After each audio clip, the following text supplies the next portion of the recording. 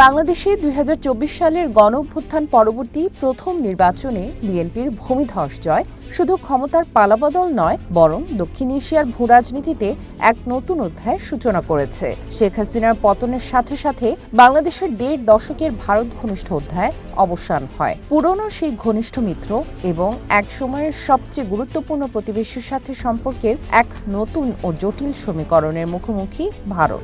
বিএনপির জয় নিয়ে ভারতের গণমাধ্যম এনডিটিভির এক বিশ্লেষণধর্মী প্রতিবেদনে উঠে এসেছে এসব তথ্য। ভবিষ্যৎ হোক নিরাপদ, বিনিয়োগ হোক বিশ্বস্ত, আর আমার পছন্দ সল্ট বে। ওয়েলকাম টু সল্ট বে।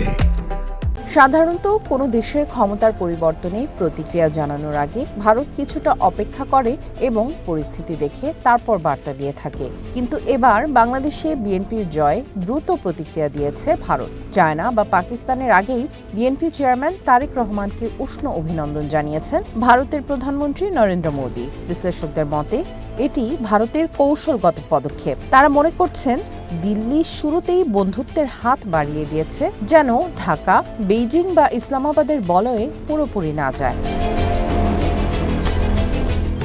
এনডিটিভি বলছে, বাংলাদেশের এবারের নির্বাচন খুব কাছ থেকে পর্যবেক্ষণ করেছে ভারত। নতুন সরকারের কৌশলগত অবস্থান দক্ষিণ এশিয়া এবং এর বাইরের অঞ্চলের ভূ রাজনীতিতে বড় পরিবর্তন আনতে পারে, যা ভারতের জাতীয় নিরাপত্তার উপর প্রভাব ফেলবে। এনডিটিভির মতে, ভারতের জন্য সবচেয়ে বড় উদ্বেগের বিষয় বেইজিং, ইসলামাবাদ এবং ঢাকার মধ্যে কোনো কৌশলগত জোট তৈরি হওয়া। তারেক রহমানের নতুন প্রশাসনের পররাষ্ট্রনীতি দিল্লির প্রতি বন্ধুভাবাপন্ন না হলে এই অক্ষ গঠন হওয়ার সম্ভাবনা রয়েছে।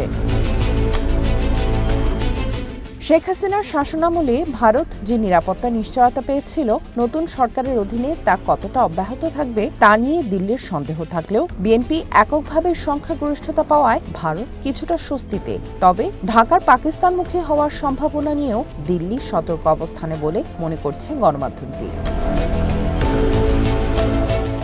বাংলাদেশের সাথে ৪,১০০ কিলোমিটার সীমান্তের নিরাপত্তা দিল্লির জন্য সর্বোচ্চ অগ্রাধিকার। হাসিনা সরকারের আমলে ভারতের উত্তর পূর্বাঞ্চলের বিচ্ছিন্নতাবাদীদের দমনে ঢাকা যে সহযোগিতা করেছিল তার ধারাবাহিকতা চায় ভারত। এছাড়া জুলাই বিপ্লবের পর সীমান্ত দিয়ে অনুপ্রবেশের চেষ্টা ভারতের অভ্যন্তরীণ রাজনীতিতে, বিশেষ করে আসাম ও পশ্চিমবঙ্গের আসন্ন বিধানসভা নির্বাচনে বড় প্রভাব ফেলতে পারে বলেও আশঙ্কা রয়েছে দেশটিতে। সেই সাথে আওয়ামী লীগ সরকারের পতনের পর বাংলাদেশে হিন্দু সম্প্রদায়ের উপর হামলার ঘটনা নিয়েও ভারত উদ্বিগ্ন। তারেক রহমান ধর্মীয় সংখ্যালঘুদের সুরক্ষার প্রতিশ্রুতি দিলেও বিএনপির একসময়ের রাজনৈতিক মিত্র জামায়াতে ইসলামী ও অন্যান্য রক্ষণশীল দলগুলোর ভূমিকা এক্ষেত্রে কি হবে তা মোদী সরকার নিবিড়ভাবে পর্যবেক্ষণ করবে বলে জানাচ্ছে এনডিটিভির বিশ্লেষণ। ভূরাজনীতিতে টানাপোড়েন থাকলেও অর্থনীতির হিসেবে ভারত বেশ সুবিধাজনক অবস্থানে। বছরে $14 বিলিয়ন দ্বিপাক্ষিক বাণিজ্যে ভারতের বাণিজ্য উদ্বৃত্ত প্রায় $10 বিলিয়ন। এছাড়া বাংলাদেশের তৈরি পোশাক শিল্পের কাঁচামাল বা তুলার 80% আসে ভারত থেকে।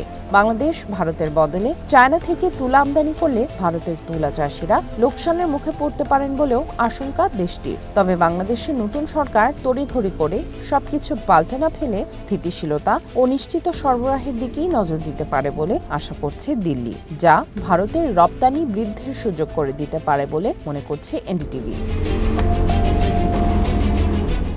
গণমাধ্যমটির বিশ্লেষণ বলছে, ভারতের মূল মনোযোগ এখন সক্ষমতা এবং সদিচ্ছার উপর। সীমান্তে নিরাপত্তা ও অনুপ্রবেশ রোধে বাংলাদেশের নতুন সরকার কতটা সহযোগিতা করছে এবং দক্ষিণ এশিয়া ও ভারত মহাসাগর অঞ্চলে শক্তির ভারসাম্য বজায় রাখতে তাদের ভূমিকা কি থাকছে, ভারত এখন সেটিই পর্যবেক্ষণ করবে। দিল্লির এখন মূল লক্ষ্য তাদের পুরনো মিত্র যেন কোনোভাবেই প্রতিদ্বন্দ্বী চায়নার বলয়ে চলে না যায় তা নিশ্চিত করা। সামিয়া জান্নাহ, ওয়ান ইন্টারন্যাশনাল ডেস্ক।